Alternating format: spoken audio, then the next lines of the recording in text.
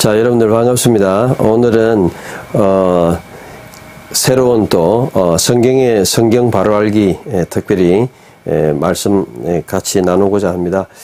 여러분 뒤에 보이는 게 이제 마사 성경인데, 마사 성경에는 이제 원문이 들어 있어요. 이렇게 원문이 들어 있어 가지고 뭐 안심, 샬라브, 놀라다, 파하드, 뭐 소라남, 로게스. 그래서 성경 읽으면은 원문 공부가 자동적으로 됩니다. 그래서 이렇게 우리 또 초보 분들을 위해서 적어도 드리고요, 또 해설도 해드리고, 또 이렇게 이제 적어보면, 그래서 여러분들도 한번 적어보시면 그냥 원문 공부가 됩니다. 그래서 여러분 마사를 많이 이제 한번 공부해 보시기를 원하고요. 자, 오늘 제가 말씀 여러분에게 드리고자 하는 것은 뭐냐면 특별히 신학에 대해서 말씀드리겠습니다. 이제까지 주로 제가 이제 말씀드린 것들은 여러 가지 성경을 번역하고 또 해석하는 데 있어서 어떤 게 문제가 있느냐. 특별히 구약은 캐티브 캐레, 적힌 거하고 또 시편 100편을 통해서, 벨로 아나크누 할 때 로가 그분에게 우리가 속했다 또는 아니다 우리는, 이렇게 이제 캐티브 캐레 해석이 있습니다. 또 설령도 같이 읽는다 그래도 신학이 있어요, 신학. 그래서 여러분들이 창세기 4장 26절에 보면요. 여기 보면 여기 이크라 에트 쉐모, 그 이름을 불렀다. 에노시 사람들이, 그리고 아직 그때 후할 하기를 시작했다. 레케로 부르기를 베쉐마드나 여호와 이름을 부르기를 시작했다. 이랬는데 유대인들은 이 후할을요 할랄 헤트 라멧 해가지고 어근을 갖다 그렇게 봅니다. 그러면 하나님을 저주하기 시작했다. 그래서 완전히 그냥 신학적으로 이상하게 갑니다. 그래서 여러분들이 지금 이제 너무 유대인의 의존이 되면 어떤 문제가 있냐면 신학적으로 문제가 돼요. 유대인들은 첫째로 대부분의 유대인들은 구약 성경만 믿고 신약을 안 믿기 때문에 예수 그리스도의 연관성을 전혀 안 믿어요. 히브리어만 자리가 되는 게 아니고 신학이라는 게 중요한 겁니다. 신학이라는 거는 오늘 제가 말씀드리고자 하는 포인트인데요. 성경을 보는 관점이죠. 우리가 뭐 흔히 정치에서 좌파 우파가 있잖아요.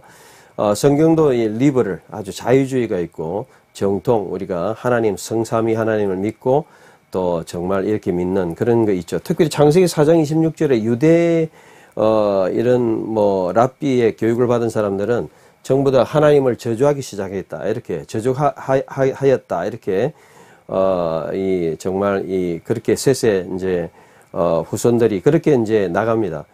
이것만 봐도 신학이 이상한 것을 알 수 있죠. 뭐 창세기 1장 2절에 보면 하나님의 신이 하나님의 바람이 되고요. 결국은 성경을 어떻게 보느냐. 해석이 이것도 가능하고 저것도 가능한데 신학적인 문제가 있다는 거죠.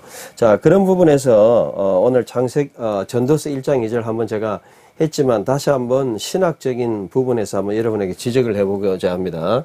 여기 보면 하벨 하발림, 예, 그리고 아마르 코헬레트, 하벨, 하발림, 하콜, 하벨, 이렇게 돼 있어요, 본문이. 히브리어는 이렇게 읽어야 되는데, 한글식으로 이제 제가 요렇게 조합해 놓은 것이 이제, 이 카피라이터, 등록 신청해 놨습니다. 어쨌든 요런 식으로 한글 위주로 하벨, 하발림, 아마르, 코헬레트, 하벨, 하발림, 하콜, 하벨. 우리나라 성경에는 이제 주로 어떻게 번역이 되어 있냐면 이 부분을 여러분들에게 이제 보여드리면, 주로 몇 가지 이제 버전이 있죠. 여기 보면 예, 전도자 가르되, 뭐 앞부분만 보면 되니까요. 여기 보면 헛되고 헛되며 헛되고 헛되니, 하벨을 갖다가 헛되고.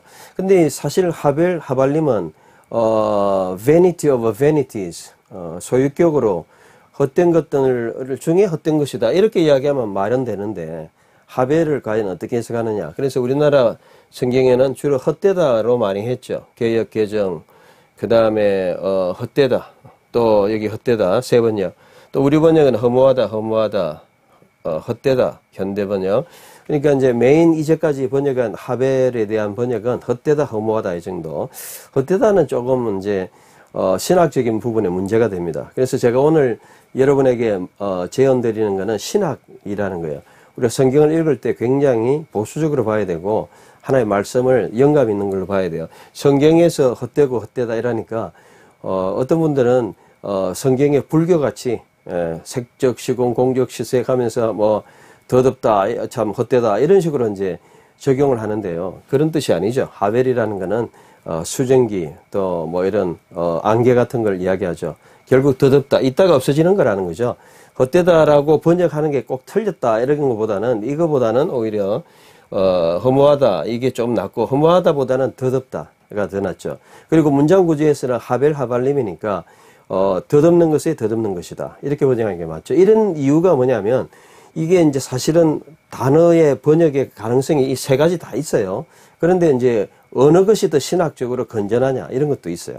그러니까 우리가 기존에 번역된 성경이 꼭 신학적으로 건전하냐, 그거는 우리가 여러 가지 입장에서 생각해 봐야 됩니다.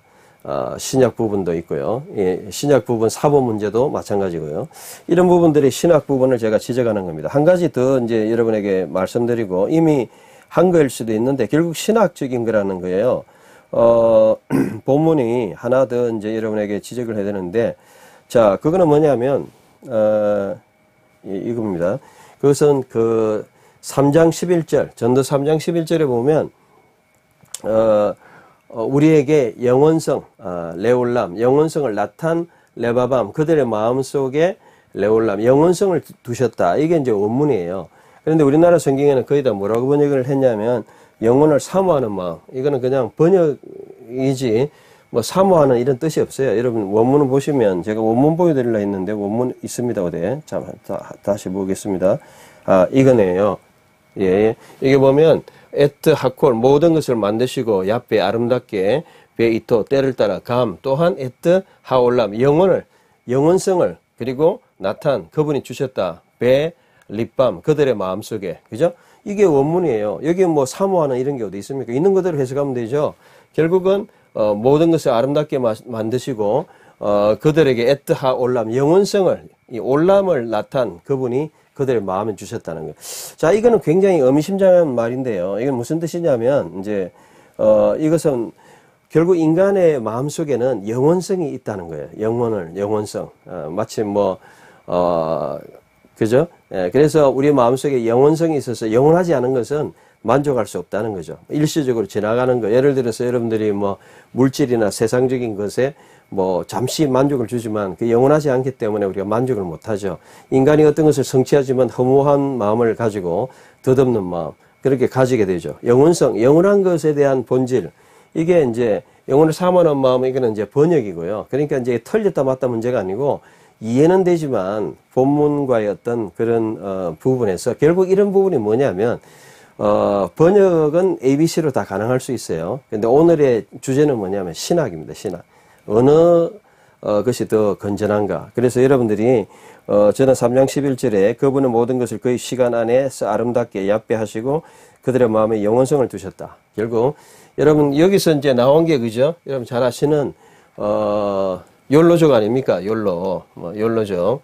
여러분들이 이제 욜로족 뭐 다 아시니까 이제 요 설명 잠시 말씀드리면, 뭐 욜로라는 게 이제 말 그대로 욜로라는 게 욜로, 그죠? You only live once. 그래, 우리 인간은 한 번 산다. 이게 욜로라는 게 좋은 건 아니에요. 뭐 사람들이 한 번 사니까 자기 마음대로 살겠다, 자기 원하는 대로 살겠다 이건데, 그런데 이제 욜로라는 것이 결국은 you only live once, 성경이 말하는 거하고는 같죠. 우리가 한 번밖에 안 사니까, 시간이 지나가니까 transient, 일시적이니까 전도서에서 말씀하는 것처럼 영원한 것을 사모하고 영원한 것을 위해서 뭔가 해야 된다. 이런 면에서 우리가 전도서가 참 중요한 것이고, 그래서 결론은 뭐냐면 신학이라는 거예요. 우리가 성경 해석에서는 캐티브 캐레도 있고 구약에서 이렇게 적겠지만 이렇게 읽는 것도 있고 번역도 ABC로 할 수도 있고 뭐 맞다 틀리다 보다는 있지만, 중요한 것은 그 다 가능할 때 어떤 것을 우리가 선택해야 되느냐. 그건 신학적으로 개혁신학, 건전한 신학, 좀 더 성경적인 그런 개념으로 우리가 이해를 하는 것이 좋다. 그래서 우리가 이 전도서는 이제까지 많이 소외된 책이고, 사실 헛되고 마치 불교처럼 이렇게 되고 모든 게 헛되다, 뭐 허무주의 같은 개념을 줬는데, 이 하벨 하발림, 예? 정말 이 덧없는, 한 번 있다가 없는 욜로처럼, 욜로가 주장했던 내용처럼 you only live once, 한 번 지나가는 인생이기 때문에 의미 있게 살아가야 된다. 이런 부분에서는 전도서가 우리에게 가르쳐 주고 있는 것이죠. 그래서 영원한 것을 추구해야 된다. 이게 바로 전도서가 추구하고 있는 것하고 같습니다. 저는 뭐 전도서에서 대한 뭐 부족하지만 전도서 제가 여기 있네요. 제가 책 한 권 썼습니다. 예, 그리고 40대 가장 인생의 허무한 그러한 때에 이걸 통해서 제가 인생의 의미를 다시 한번 제 자신도 바르게 가지고요.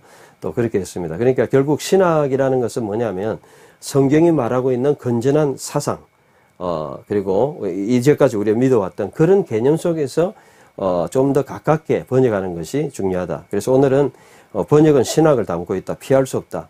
이런 부분을 그래서 우리가 굉장히 언어만 잘한다든지 유대주의에 빠졌다든지 그런 것만 가지고 할 수 있는 게 아니에요. 그래서 뭐 여담이지만은 우리가 보통 이제 이런 이야기를 합니다.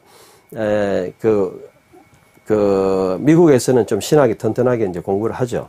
그래서 배경에 따라서 약간 좀 여러분들이 포인트가 다를 수 있는데 어쨌든 우리가 건전한 신학 가운데 계획주 신학 안에서 우리 성경 번역과 그런 의미를 잘 이해해야 된다. 오늘 명절 앞두고 여러분에게 이런 신학적인 배경의 중요성에 대해서 말씀드렸습니다. 감사합니다.